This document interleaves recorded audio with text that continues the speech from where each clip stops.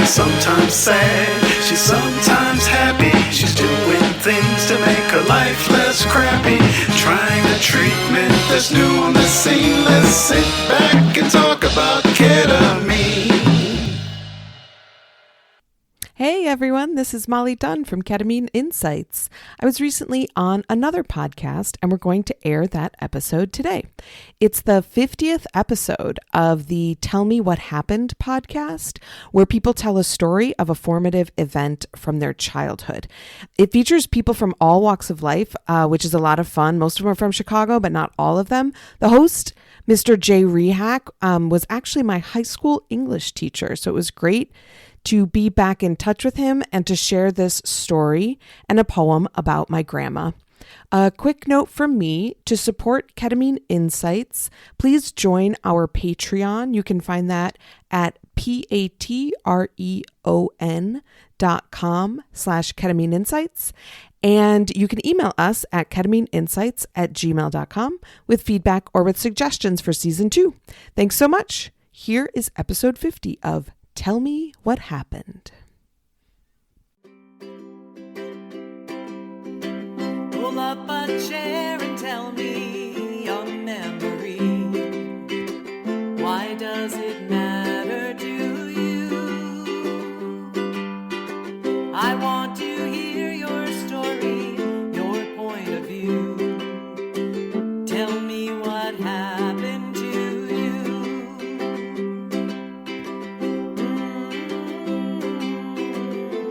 Hi, and welcome back to Tell Me What Happened, the podcast that features folks from all walks of life telling us of one childhood experience and how that event, that moment, impacted who they are today. I'm your host, Jay Rehak, and like you, I've had my share of childhood experiences, some of them very positive and some of them actually quite painful. But I'd like to think that everything that ever happened to me has made me who I am today. Tell Me What Happened is sponsored by Sidelining Publishing, publishers of quality books, including Susan Salador's classics, One Little Act of Kindness, and I've Got Peace in My Fingers, both available wherever quality books are sold. They're the perfect gift for the holiday season for the little ones in your life. All right, today I have as my guest, Molly Dunn. Molly is a disabled writer and former student of mine. She has worked in the United States Senate, earned a graduate degree from Oxford, and spent time in Chicago Psych Ward. Her weekly podcast, Ketamine Insights, explores mental illness and psychedelic medicine from a patient's perspective. Welcome to Tell Me What Happened, Molly Dunn. Thank you so much, Mr. Rehak. I was wondering if you were going to say Mr. Rehak or Jay. You were a former student of mine back in the day, Molly, and you were a great student. That's right. It's hard to shift into Jay, but I could try if you'd prefer. Either way, whatever makes you feel comfortable. I'm grateful that you're on the show. I'm grateful that you are still talking, to me in any capacity. It's been a while and everything, and I'm grateful to know you. So, Molly, are you ready to tell your story? I am. All right. Well, listen, I'm going to get out of the way. What I'm going to do then is I'm going to let you tell your story, and at the end, I'm going to ask you just one question. And that one question is, how do you think that childhood experience has influenced who you are today? So take it away, Molly. Thank you. So first, I'm going to say that memory can be a little strange for me these days because about 4 years ago, I forgot everything. I went through what's now called electroconvulsive therapy. It's also known as ECT, or back in the day it was called electroshock treatments. And that was to try to help my lifelong depression. And what it did was it wiped away my memory completely, which is a known side effect. We knew that would happen. I couldn't remember my own biography for months. And still my brain does feel different. My mental stamina is just way worse than it used to be. I can't read books anymore. And my memory is really bad now, but I'm never really sure whether any given lapse is because of ECT or if it's just, normal forgetting. Everybody forgets their keys or forgets, their wallet sometimes. And this can make storytelling a little weird for me, in part because I think I treasure my memories now more than I did before ECT. And also I'm more unsure of them. But this one I'm pretty sure about, and it's about my grandmother, who I was really close to. Both of my parents were raised Irish Catholic here in Chicago, and they decided not to raise my brother and I within the church. So we were not baptized, not confirmed. My parents weren't married within the church. And this was a very big problem for my grandparents at the time, especially my grandmother, who she used to yell at my mom about it. She used to yell at us about it. And like, for example, one time when I was real little, I went downstairs during a big family party and I found my grandmother in the back room of the basement ironing furiously and crying to the ironing board. And I asked her what was wrong. And she said it was because we weren't baptized. And I honestly kind of doubt now that that was really why she was crying. But the point is, it was a big deal in my family at the time. And it bothered me a lot to think that big parts of my family, including my grandmother, thought that me and my brother were going to, burn in hell. As far as like that was my understanding of it at the time. So we couldn't the thing about not being baptized within the Catholic Church is like you can't really hide it because especially back then, like every family wedding and funeral and everything included a mass. And if you were baptized, you could go to mass, but you couldn't take communion.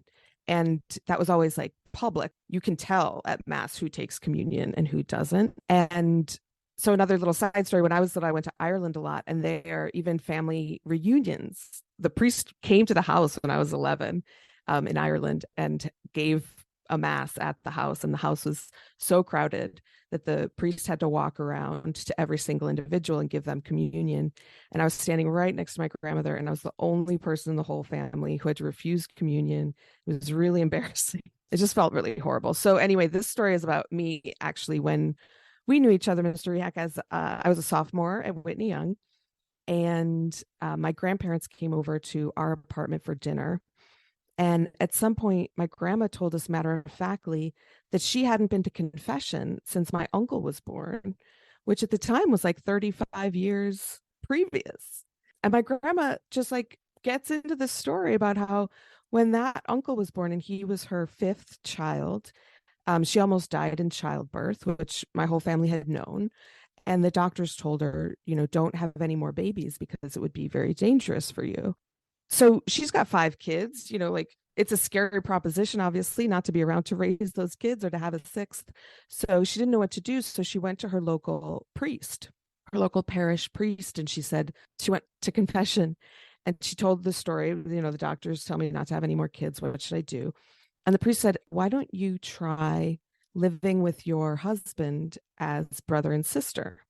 And she doesn't my grandmother didn't mess around, and she was a really smart and quick woman. So she said, well, Father, wouldn't that be a violation of my marriage vows? Which honestly is, it's a great point. And the priest had no response for that.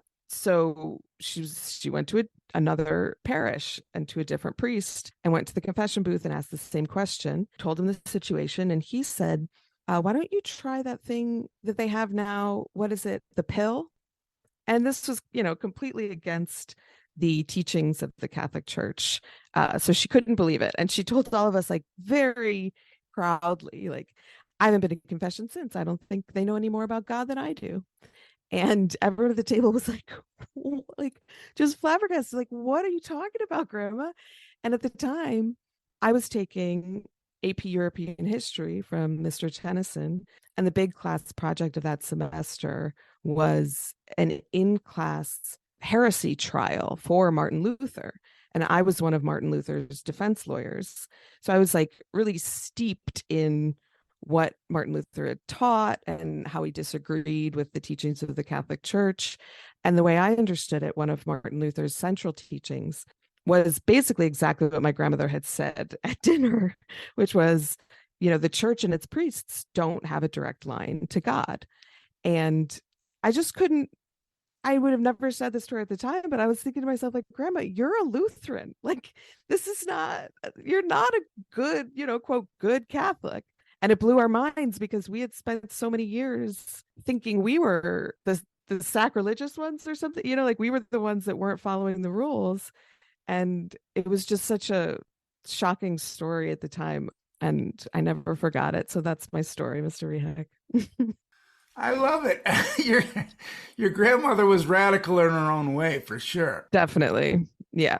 I feel your grandmother's sensibility, and in terms of your life, I can't imagine after having sort of been mourned over the fact that you weren't baptized, and then she's telling you this story. It's like, wait a minute, you you are a Lutheran. All right. Well, anyway, I don't want to take your story. I mean, I want to interpret your story. I want you to interpret your story. So, how do you think that moment, that experience, your grandmother's revelation, impacted who you are today? I think, I mean, on the one hand, like I completely agree with her. I don't think the Catholic Church or priests or anybody, has a more direct line necessarily than you do or I do or my grandmother did. I think it's like I try to let that story like remind me that we're all really full of internal contradictions, and also like it's important maybe to try not, this is something that I struggle with, is like to try not to shape your lives according to what other people want from you, in part because they don't care as much as you do, but also in part because like their wants might not make sense, like it just might be kind of nonsensical in the end. And also I think like the most, to me, like the most beautiful part is like similar to what you're doing here, is that like we often don't bother to ask for stories, especially from the people we love, especially from the people we're closest to, live with every day. We think we know what motivates them and how they came to be the people they are, or we don't think it's our place to ask or something like that. And I think like if you really, even if you just start to scratch at the surface, it's mostly, whenever I've done that, it's usually surprising. And there's a lot more kind of wisdom and insight and intricacies than you might expect when you're filling in the blanks yourself. Yeah, it's so true that stories, especially from people who are sort of your adults in your life, the older folks in your life, the parents, the grandparents, etc. And when you get a deeper insight, it changes everything. The paradigm shifts, I guess is what I'm trying to say. And then you realize, wait a minute, I've been sort of living my life assuming something that's not actually true. And maybe things are deeper than I realize. Well, again, I don't want to get into my own family history, but I identify tremendously with what you're talking about. But again, it's not my story, so I'm going to leave that alone. Now, let me ask you, we talked before the show, and you said that you actually had written a sestina, which is to say a significant poem regarding your grandmother and your relationship with her. Can you read that for us or say that for us? Sure. Yeah, I'd love to. Yeah, so this poem is about that same grandmother, and it is called Us Together. The two of us were alone together twice in our lives, sick. We each took a turn. We cared for the other. We loved actively. To me, she was more than grandma, and in death, I find that she is not gone. Tomorrow, they say she'll be 12 years gone. And only today, I realized that we were together when I had scarlet fever, that it was grandma who sat by my side, confident, competent with the sick. It was happenstance. My parents worked, but her love would mean the world for decades. Her care would be a hope, a prize. I cared so much about her judgments, still ringing years after she's gone. She was so mean, but I knew about her love because she'd nod at me quickly in approval, because we'd been together when I was sick. I didn't see until today that it had been grandma. When, after years, I came home and hugged my grandma, felt how frail she had become, it took my breath. I cared, and I stayed with her then. I held her sick until only months later, she was gone. I would dream for years of us back together, healthy or sick, confident and competent in our love. My memories of her taught me the thing about love, how it travels not just distance, but time. Grandma, who surely baptized me in secret, who together with so many of us, hid through drink our caring, our pain, our loneliness for each other. In a way, she was often gone. In a way, we were both so sick all along, the kind of sick one lives with, despite love, because of love.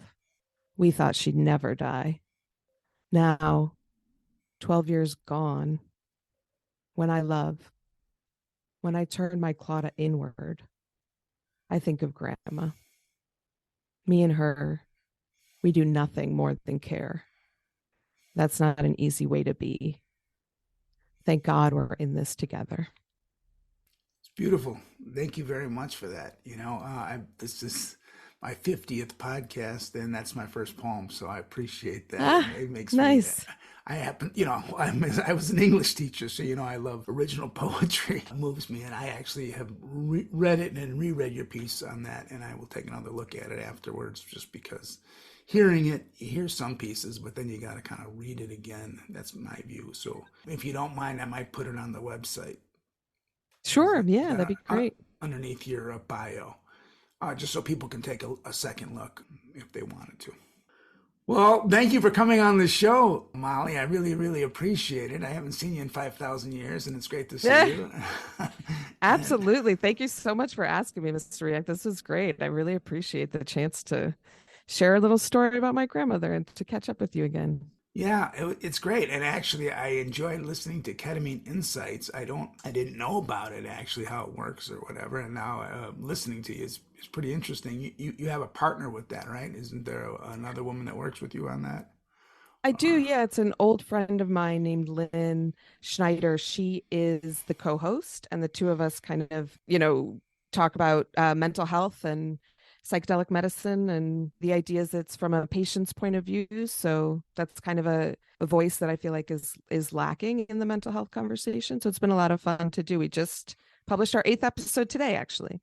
Hey, congratulations. Well, I'll be sure to take a look at that. And I will actually link it again on the website. So people who would be interested will be able to pick it up, I'm assuming, on Apple Podcasts and other venues, right? Yep.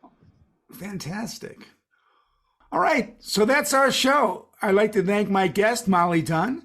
Also like to thank our sponsors, Sidelining Publishing, publishers of quality books. Again, go out there and get Susan Salador's I've Got Peace in My Fingers, or One Little Act of Kindness for the little person in your family for the holidays. I'd also like to thank LaughSaver.com. Visit LaughSaver.com and record your laughter. It's free. We keep it for you forever. You can also download the app on Android or iPhones. All right, I'm going to end this show in honor of Molly Dunn's relationship to her grandmother, which is complicated, but I believe in the end was love-based. So we're going to end it with Susan Salador's classic, Love Reveille. So until next time, this is Jay Rehak asking you all to please stay safe out there and try not to hurt anybody. Love Reveille. It's supposed to wake up our hearts.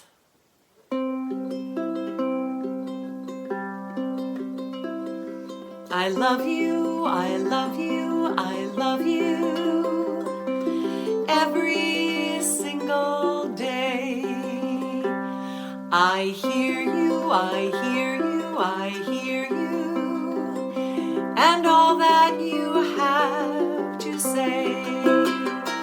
I see you, I see you, I see you, and all the kind things you do. I love you, I love you, I love you, just because